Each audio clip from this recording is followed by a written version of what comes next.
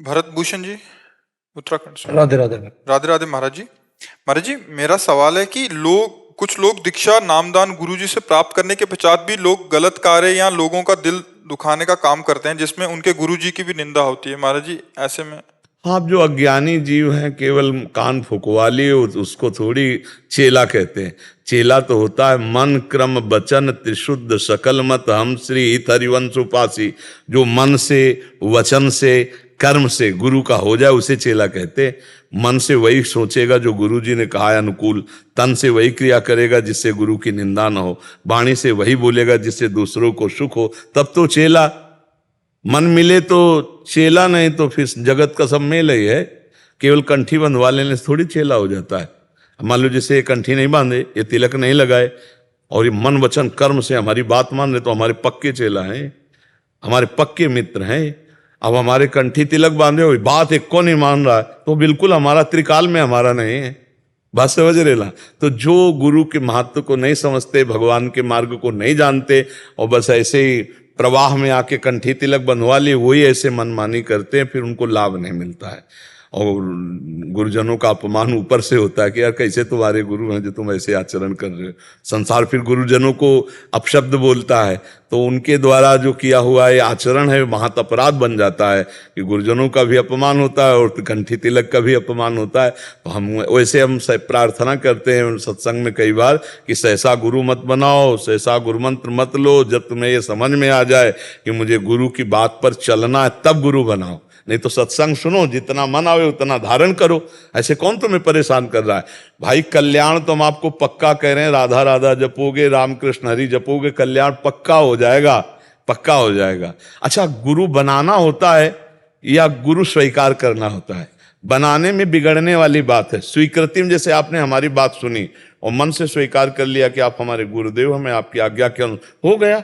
कहने की भी जरूरत नहीं प्रकट में कि हम आपको गुरु मानते हैं, नहीं, वो अपने आप प्रियता हो जाएगी। आप देखना, आपके मन के अनुसार जो भावना की है, जिन संत के प्रति करोगे उनकी दृष्टि आपके प्रति वही होगी जो आप भावना की हो। मैं आपका बच्चा हूं, मैं आपका शिष्य हूं, तो उनका प्यार आपको मिलेगा। और आप कंठी तिलक बंधवाए, मनमानी आचरण करें तो जलन और पैदा होगी, सामने देखकर जलन पैदा होगी। जब धर्म से नहीं चलोगे तो तुम्हारे देखने से हमें संतोष नहीं होगा, जलन पैदा होगी, तो अनर्थ हो जाता है।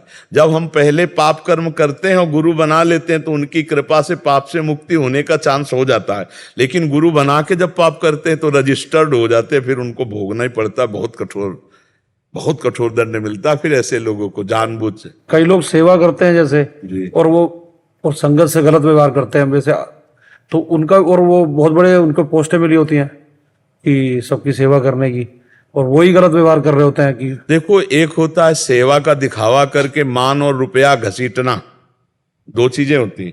हम इसीलिए दो शब्द कहे, एक तो मान प्राप्ति करना और एक रुपया घसीटना। और एक होते हैं जो वास्तविक सेवा करते हैं, वो भूल के गलत नहीं कर सकते, बात समझना। एक जो पोस्टर बैनर और दिखावा करके मान प्राप्ति करना कि हम बहुत बड़े सेवक हैं, दानी हैं दूसरों के समाज के, या फिर रुपया घसीटना, ये तो अलग चीज हो गई। लेकिन एक मन वचन कर्म से दूसरों की सेवा करता है, वो कभी गलत स्वयं नहीं कर सकता।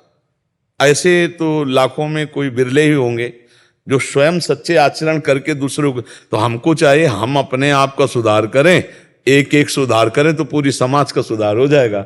अगर हम पूरी समाज की निंदा करेंगे तो हमारा सुधार तो होगा नहीं, समाज का भी नहीं होगा। तो हमारे यहाँ का रूल है, यहाँ के सत्संग का, कि जितने लोग हम सामने बैठे हैं, हम नियम लेके गलत नहीं करेंगे, हम सुधार करें। तो आप सुधर गए, आप सुधर गए, हम सुधर गए, तो थोड़ी समाज तो सुधरी ना। हम लोग क्या करते हैं कि समाज को जैसे सुधारने की बात करें और खुद हम ना सुधरें तो फिर सुधार नहीं होगा और दोष ऊपर से आ जाएगा।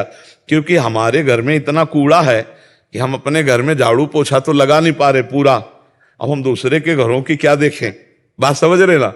तेरे भावे जो करे भलो बुरो संसार, नारायण तू बैठ के अपनो भवन बुहार। हम सब मिल करके अपने हृदय को ठीक करें तो हम भारत के एक कोने को तो झाड़ू लगा पाए। एक समाज तो सुधरी, 100 सुधरे तो सुधरे ना, 100 1000 को सुधार देंगे, 1000 लाख को सुधार देंगे तो हम लोग सुधरे। हमें चाहिए कि वर्तमान में जितने अपने लोग बैठे, अपने लोग गलत आचरणों के त्याग का संकल्प करें। अपने लोग दंभ पाखंड नाटकबाजी करके दूसरे से धन लेना, सम्मान पाना, ये सब छोड़ें। सच्चाई से, ईमानदारी से सेवा करें। ईमानदारी से हम धन कमाएं, ईमानदारी से परिवार और समाज की सेवा करें, तो अभी हम आनंदित हो जाएंगे। हमें लगता है हम दूसरों के ऊपर दोषारोपण ना करके हम अपने आप का सुधार करें तो बहुत अच्छा रहेगा। क्यों प्रभु जी? जितेंद्र व्यास जी। श्री हरिवंश बाबा। राधा वल्लभ श्री हरिवंश गुरुदेव, आपके चरणों में कोटि कोटि दंडवत प्रणाम। महाराज जी, मैं आपके सत्संग यूट्यूब के माध्यम से लगभग 3 साल से जुड़ा हुआ हूँ और आपके बताए अनुसार श्री राधा नाम का जप करने की पूरी कोशिश करता हूँ, लेकिन महाराज जी मन अभी भी बहुत भटकता है। महाराज जी, एक बार आपने कहा था कि भगवत प्राप्ति के लिए दैन्यता भाव होना बहुत जरूरी है। महाराज जी, मन को कंट्रोल करने और मन में दैन्यता भाव लाने के लिए मैं अब क्या करूँ? देखो, जब अपने हाथ में कंट्रोल न रहे तो बड़े के हाथ में दे देना चाहिए, और सबसे बड़े भगवान है। नहीं, तुलसीदास जी कह रहे हैं, हो हार्यो करि जतन विविध विधि, अतिशय प्रबल अजय, तुलसीदास बस होई तबहि, जब प्रभु पेरक बरजय, हरिजू मेरो मन हठ न तजय। हे हरि, ये मेरा मन हट नहीं, मैं हर उपाय करके देख लिया है, मेरे बस में नहीं हो। हे शरणागत प्रतिपाल, आपके सब रोज भगवान से प्रार्थना करो, नाम जप करो, भगवान की लीला चरित्रों का गायन करो, श्रवण करो। कभी न कभी तो दीनानाथ के कान में भनक पड़ेगी, और जिस दिन वो हेर लिए तो मन शांत हो जाएगा, निर्मल हो जाएगा, पक्का। यही उपाय है, भगवान को पुकारो, एकांत में भगवान से प्रार्थना करो। हे पतित पावन, हे दीन बंधु, मेरे बस की बात नहीं कि मन रुक। ये हम आपसे सच्ची कहते हैं, जो काम बड़ी बड़ी साधनाओं से नहीं होता वो प्रार्थना से हो जाता है। भगवान तुम्हारे अंदर में बैठे ही सुन रहे। अहंकार के कारण हमारी बात नहीं सुनी जाती है, और अगर हम दैन्य होकर हृदय से पुकारें, मन शांत, रोना आ जाएगा आपको। रोना आने का मतलब हमारा कनेक्शन फिट हो गया, तभी रोना आएगा। हे नाथ, हे करुणा, पतित पावन प्रभु, आप देख रहे हो, लाख बार प्रयास करता हूं, हर बार हार जाता हूं, नाथ आप मुझे बल दो। और ये प्रार्थना बराबर होनी चाहिए, ये नहीं कि एक बार कर लिया, 2 बार कर लिया प्रार्थना, जीवन भर प्रार्थना ही कर ली है, ठीक तभी होगा। लंबे समय तक श्रद्धा बनाए रखे, श्रद्धा ना तोड़े। मन नहीं लग रहा, नहीं लग, तुम्हारी प्रार्थना हो रही, तुम शरणागत हो, नामे भक्ता प्रणश्यति, भगवान ने कहा मेरे भक्त का नाश नहीं होता। तो हम इंतजार करें प्रभु की कृपा का, नाम जप करते हुए, उनकी लीला कथा श्रवण करते हुए, पढ़ते हुए, और आर्त भाव से प्रार्थना करें तो निश्चित मन लग जाएगा। हम लोग उसी मार्ग से चले हुए हैं, पूरी जवानी, पूरा जीवन व्यतीत हुआ। अब भगवान की कृपा से आयास प्रयास रहित जीवन है। समझ पाओ तो समझ पाओ, आयास प्रयास रहित जीवन है। बस जैसे लिफ्ट में बैठे हैं, अब कहाँ ले जा रहा है लिफ्ट वाला, किस फ्लोर में खोलेगा, क्या करेगा, अब बस देख रहे हैं। अब कुछ नहीं, ये बात की कहीं लगाना है, कहीं हटाना है, कुछ करना है, कुछ नहीं। आयास प्रयास रहित शांत जीवन, जैसे जोई जोई प्यारो करे सोई प्रेम भावे। एक ही उपाय है, साधना नहीं, कृपा। बिन रोए किन पाइया, प्रेम पिया राम। प्रभु से प्रार्थना करें। बड़े बड़े संतों के आप पद पढ़ के देखो, उसमें ये पीड़ा पाई गई उनके हृदय में कि मन मेरा मत वाला गयंद हाथी है, प्रभु हर जंजीर तोड़ देता है, नाथ इसे संभालो। चाहे मीरा जी हो, चाहे जो भी महापुरुष हो, सब मन के विषय में जब बात की तो सब रोई पड़े, क्योंकि ऐसा है ये। और जिनका रुका वो केवल भगवत कृपा से, गुरु कृपा ही केवलम, गुरुदेव की कृपा, भगवान की कृपा, उसी से मन। नहीं तो बहुत बलवाल है, चाहे जितना ज्ञान बोलो, चाहे जितना ज्ञान सुनो, वो जब अपने आप में आ जाएगा तो गलत करवा ही देगा। भगवान कृपा करें तो बच सकते, इसलिए उन्हीं की कृपा की बाट जो। लीला कथा, हमारे शब्दों पर ध्यान दो, लीला कथा श्रवण करो, लीला कथा कथन करो, गायन करो, नाम जप करो, पवित्र हार, और भगवान से एकांत में प्रार्थना करो, प्रभु मेरे बस की बात नहीं, आप संभाल लो, वो संभाल लेंगे। ठीक है, चिंता ना करो, भगवान की शरण में हो, चिंतन करो, चिंता करने की जरूरत। वो ऐसे संभाल देंगे, पूरे हम जीवन की बात कह रहे हैं, वो ऐसे संभाल देंगे तुम्हें पता भी नहीं चलेगा। जो काम बहुत बड़ी बड़ी साधनाओं से कठिनता से बनते हैं वो ऐसे सहज में बन जाएंगे। कितने ऐसे गृहस्थ हैं हमारे परिकर में जो नौजवान है, पति पत्नी, और कसम खा के ब्रह्मचर्य हैं वृंदावन में, कसम पूर्वक रह रहे हैं। कई बार हम उनसे कहा कि आप कसम मत लीजिए, कहीं चूक हो गई तो उनका वचन देते हैं जीवन में।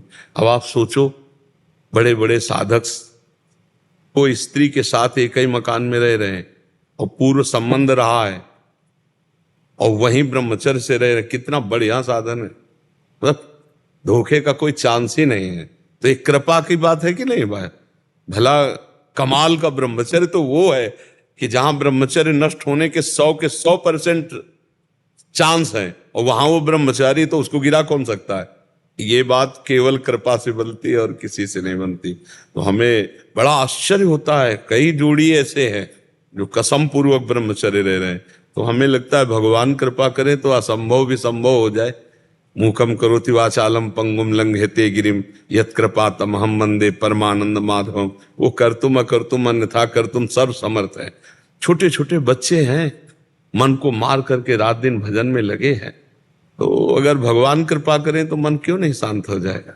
भगवान की कृपा से क्या नहीं हो सकता? हम कृपा देखते हैं कि कृपा से क्या नहीं हो सकता। एक फटी बनियान, फटी मार्किन डाले हुए, ऐसे चद्दर डाले हुए, और जिनका स्वभाव ही था विलासिता, वो सारी विलासिता से अलग हटे हुए। तो हमें लगता है कि हम अपने मन की दौड़ भाग में ऊबे ना, हम भगवान से प्रार्थना करें। बड़ा चमत्कार है प्रार्थना में। अरे भगवान का अवतार हो जाता है भैया, भगवान का अवतार हो जाता है। इसलिए भगवान से प्रार्थना करो, लीला कथा का श्रवण गायन करो और नाम जप करो, मस्त रहो। जब मन भागे तो तुम्हें देखो गलत जा रहा है तो अनुमति मत देना, बस गलत करने की अनुमति मत देना। वो भाग करके कुछ बिगाड़ नहीं पाएगा आपका, वो लौटकर आपके ही पास आएगा। चाहे जहां भाग के जाए उसके आश्रय आप हो। जब आप उसके आश्रित हो जाते हो तो गलत करवा देता है, जब आप आश्रित न हो तो कभी गलत नहीं करा सकता।